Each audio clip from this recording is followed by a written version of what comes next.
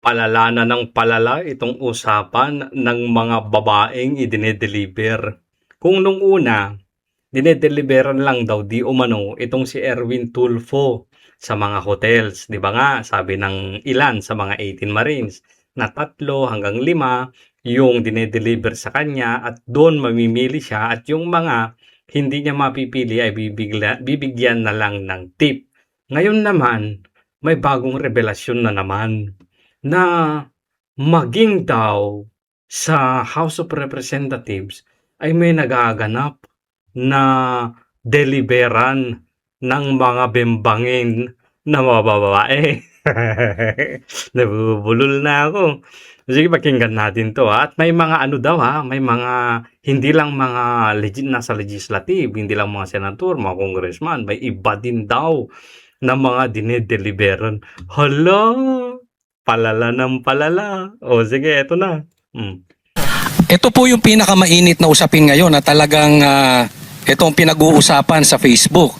Itong pagpapadeliver ni Senator Erwin ng babae. Di umano. Pero sinasabi niya wala naman daw kayong ebidensya. So ang tanong ko, ito bang bagong 14 Marines ay maglalabas ng ebidensya patungkol dito sa mga Tulfo or maybe yung lumang 18 Marines? Sundan ko na yung tanong dyan, ako ang Mike. Baka pwede ma-interview yung mga babae. Hindi, para malaman lang natin. Kayo naman. Para malaman natin. Di ba? Ayun. Ang ganda ng sound card nila na tawa, no? Sir Junk. Ngungong tawa. Coach Oli and Balat, nung kinikwento kasi nila yan, again, no, pagbibigyan ko yung 18 Marines sila magsabi ng detalye, sinabi nila yun. In fact, hindi lang senador may binanggit pa silang cabinet member. Ulalalalalalalala. May mangkanor din ng mga cabinet members. Alalalalalalalala. Sino kaya yung mga yun? Sino ba sa alam ninyo na mga cabinet members na mahilig din sa bembangan? Ala, lumalalim na. Sino Na- po yung cabinet member na yon? Ayoko magsalita, baka hindi kasama doon sa sasabihin nila Kasi Ilabas nyo ng lahat. Kasi nung, oo. Actually, to be fair to the Marines, wala naman yun sa affidavit nila. Nung nagsalita sila, although under oath to, no? Under oath, nagsalita sila sa Blue Ribbon Committee hearing, nabanggit nila yun. Nabanggit ni Atty. Levy Baligod. And ang sabi nga nila, yun nga daw, may ganong eksena. Paano ba dudugtungan pa yan? Lalalalala, may dudugtong. May mga binanggit pa nga sila Lalalalala, meron pa.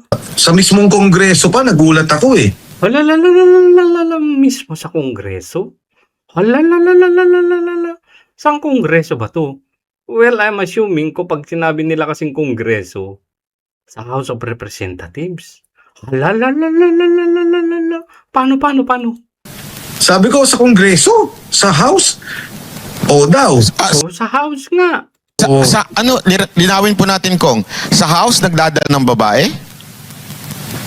Yun ang sabi Balat Lalalalala, nagdadala ng mga binabayarang mga babaeng? Lalalalala, baka naman may Christmas party ng mga for the boys. Ayoko, again Teka lang ha, huwag natin kakalimutan ha. Hindi ko naman sinasabi na si Erwin Tulfo pa rin yung nagpapadeliver doon Kasi huwag natin kakalimutan na itong si Erwin Tulfo ay naging congressman sa ilalim ng ACT-CIS bago naging senador. Hindi ko sinasabi na si Erwin ha. At saka may isa pang Tulfo doon at hindi ko rin sinasabi na siya rin yung nagpapadeliver ng babae. Yung anak ni Rapi Tulfo, congressman, si Ralph Tulfo. Diba may mga lumalabas din ng mga video na mahilig din sa party at pinapalibutan ng mga sexy na mga chikas. Pero hindi ko sinasabing sila ha. Hindi ko, ano lang yun. Sumagi lang sa isip ko yun. Hindi sila, okay? Pero maliwanag, ang sabi ni Mike, maging sa kongreso, sa house, may deliberang nangyayari ng mga bebot. pababayaan ko sila magsalita. Pero kita mo, nagulat ka. Ako din, ganyan ang reaksyon ko. Ano to, Kosa Mike? Kosa, Ito ba package ba itong hinihingi? Kasi, di ba, merong diniliver na maleta. So, tapos ang understanding ng tao, may dinideliver ding babae. Ano ba to? Request na, o sige, kailangan maleta at saka babae. Freebies O na. and/or. parang ang nangyari yata dito is ibang sitwasyon. Kasi parang magkakausap sila and may ganon na doon daw sa hotel sa may Maidas. Lalalala, Midas Hotel, si Erwin Tulfo. So, gagi. Doon din yung mga ano. Alam, may nangyayaring ganun sa Midas. Human trafficking yan. Malala yan. Lalalala. Tapos sumingit naman yung isa, sabi niya, pati nga dito pati nga sir sa Kongreso. So yung reaction ni Banet Bay, ganun din ako, ha? O sir, ganun. So parang hindi yun kasama kasi sa affidavit pero Pero siguro pagka Kong Mike, ang tanong dito, bakit nanggagaling kay Zaldico? Diba, parang gano'n ang, kasi ang nag-deliver yung mga Marines. So bakit nanggagaling kay Zaldico yung mga yon? For what reason? Kasi alam natin yung maleta may dahilan. Diba, may kapalit. Bakit magbibigay, di umano allegedly itong mga Marines ng babae doon sa mga congressman at doon sa House? Anong dahilan? wala namang nabanggit na dahilan at hindi ko rin alam kung alam nila kung meron mang dahilan talaga. Pero Hindi, baka may Christmas party nga. ang dating sa akin is parang siguro pag nagiinuman sila, nagkwekwentuhan o kung ano man, may ganong eksena. Halalala, ibig mo sabihin, may nagiinuman sila sa house? Halalala, ayo, sandali, meron akong naalala. May video si Dan Fernandez. Kung maalala ninyo, nag-trending to sa channel ko mga almost 500,000 views yata yun na content ko, na kung saan inuumpisahan ni Dan Fernandez yung kape niya, nilalagyan niya ng wine. So, ganun naman sa mga opisina, no? May mga ano naman talaga, may mga wine, may mga brandy, scotch, gin, or whatever na ino-offer nila sa mga bisita, kung may dadalaw sa kanilang opisina, di ba? Normal naman yon na setting ng opisina sa mga ganito.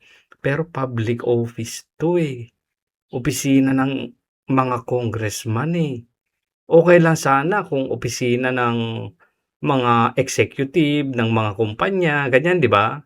Usually, di ba? May mga ganyan-ganyan, may mga maliit silang mga bar. Pero, grabe. Pera ng taong bayan to yung binibili ng mga ganun kung ganun yung ginagawa. At baka minsan, pag nagkukumpul-kumpulan sila sa opisina ng isang congressman, baka napaparami na yung inom. Imagine niyo guys, kung ganun yung sitwasyon. Pera natin yung mga iniinom. At hindi lang mga syoktong hindi lang mga kulapo yan. Mga high-end yan na mamahaling mga alak. Pera natin yun. 'Di ba? Yung mga ganong klaseng mga gastusin, ba't allowed pa? Maski wine sa loob ng opisina. Si Dan Fernandez mismo, hanapin nyo na lang dyan, matagal ko nang na-content yun At nandyan yan sa mga videos ko. Na, ba't may wine? Tapos, uumpisahan niya yung araw niya sa pag-inom ng wine. Kaya, Again, wala yan sa affidavit pero pwede nilang tanungin yung 18 Marines tungkol dyan at makikwento sila. Kung titingnan nyo po yung affidavit, marami kasi doon na parang general siya Kaya nga nung tinanong nyo ako tungkol doon sa ano ba tong mga kwento sa senador, iba-iba yung circumstansya. Pati yung pag-deliver ng pera, iba-iba yung circumstansya. Pati itong sa babae na nabanggit bigla noon sa committee hearing, iba-iba rin yung circumstansya. Iba yung Maidas iba yung sa Congress. iba yung Midas, iba pa sa ano ba yung isa? Shangri-La. At madidinig niyo yung mga Marines kung tatanungin sila, hindi sila magsisinungaling, kaya nila magsalita tungkol dito. Kahit harap-harapan to, Kong Mike, kaya nilang sabihin to sa harapan ni Senator Erwin Tulfo? Ay, hindi na, walang kakaba-kaba itong mga to. I mean, kung tatanungin sila, hindi siguro sila magbo-volunteer, pero pag sila'y natanong, walang katakot-takot to kahit na dun sa mga binanggit na mga congressmen, mga senador, wala eh. Kasi, pagka may narinig na akong issue o pagka may nagtanong tayong kaibigan na congressman at senador, tatanungin ko sa kanila, normal ang pagkikwento eh.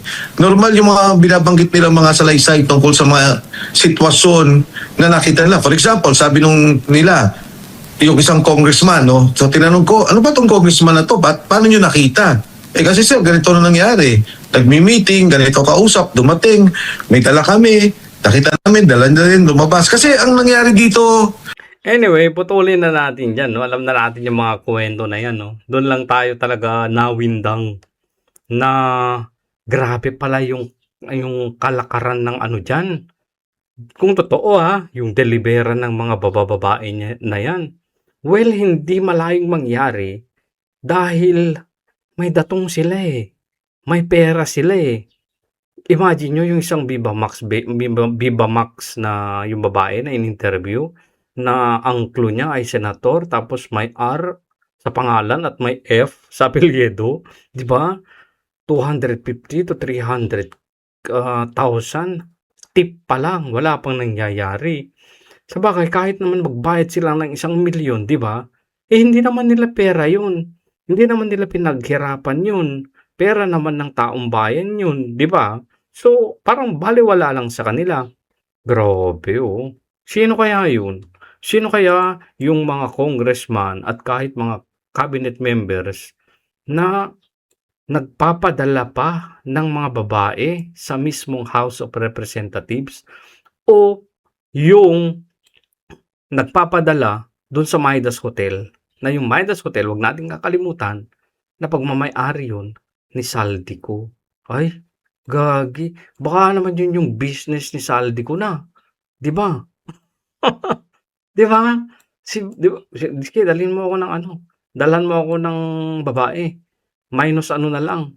Minus 1 million na lang. O kaya minus 2 million na lang. Di ba? Hindi, siyempre, magaan lang sa kanila yun eh. Kasi hindi naman nila pera yung ginagastos nila. Gagi, sarap buhay. Pera ng taong bayan, ginagamit pa sa bembangan.